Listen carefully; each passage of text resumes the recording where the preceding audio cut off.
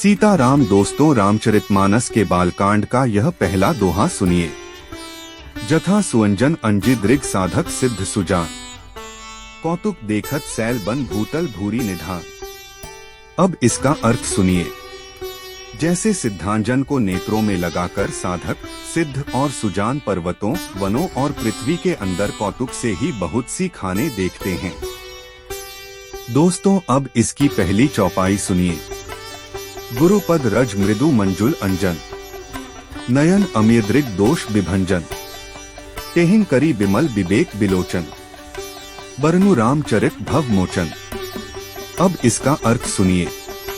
श्री गुरु महाराज के चरणों की रज कोमल और सुंदर नयनामृत अंजन है, जो नेत्रों के दोषों का नाश करने वाला है।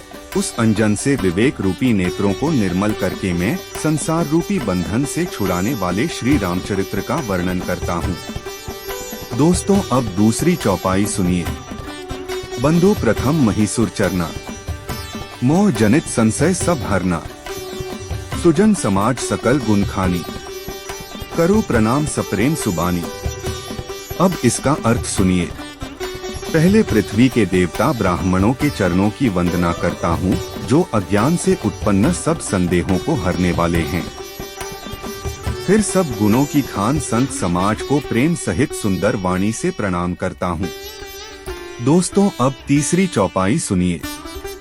साधु चरित शुभ चरित कपासु, निरस बिसद गुणमय फल जासु, जो सही दुख पर छिद्र दुरावा, बंदनीय जेहिन जग जस पावा। अब इसका अर्थ सुनिए। संतों का चरित्र कपास के चरित्र जीवन के समान शुभ है, जिसका फल नीरस, विशद और गुणमय होता है। कपास की डोरी नीरस होती है, संत चरित्र में भी विषयासक्ति नहीं है, इससे वह भी नीरस है। कपास उज्जवल होता है, संत का हृदय भी अज्ञान और पाप रूपी अंधकार से रहित होता है, इसलिए वह विशद है और कपास में गुण तंतु होते हैं।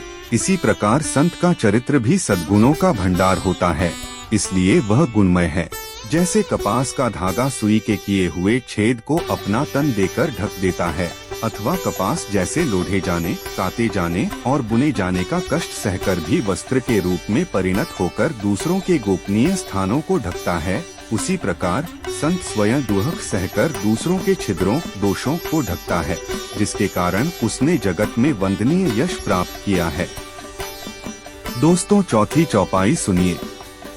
मुद मंगलमय संत समाजू, जो जग जंगम तीरथ राजू, राम भक्ति जय है सुरसरी धारा, सरसई ब्रह्मा विचार प्रचारा। अब इसका अर्थ सुनिए। संतों का समाज आनंद और कल्याणमय है, जो जगत में चलता फिरता तीर्थराज प्रयाग है, जहाँ उस संत समाज रूपी प्रयागराज में राम भक्ति रूपी गंगा जी की धारा है और ब्रह्म विचार का प्रचार सरस्वती जी हैं। दोस्तों, अब पांचवी चौपाई सुनिए। विधि निषेधमय कलिमल हरनी, करम कथा रविनंदनी बरनी, हरि हर कथा बिराजती बेनी, सुनत सकल मुद मंगल देनी।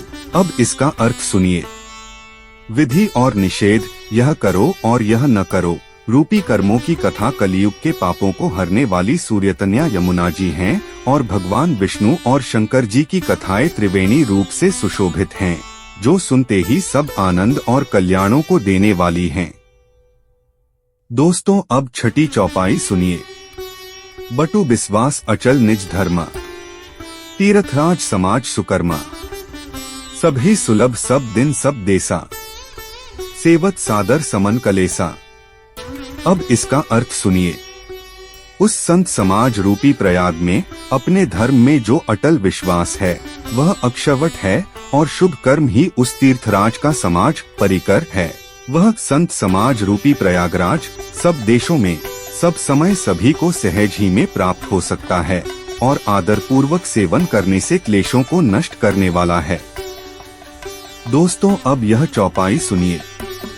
अकथ अलौकिक तीर्थराम, देह सद्य फल प्रगट प्रभाव। अब इसका अर्थ सुनिए। वह तीर्थराज अलौकिक और अकथनीय है एवं तत्काल फल देने वाला है, उसका प्रभाव प्रत्यक्ष है। दोस्तों, मेरे द्वारा सुनाए गए रामचरितमानस के बालकांड का दोहा और चौपाई आपको अच्छी लगी हो तो लाइक करें और चैनल को सब्सक्राइब करें। और हाँ दोस्तों, कमेंट सीताराम जरूर लिखें। जय जय श्री राम।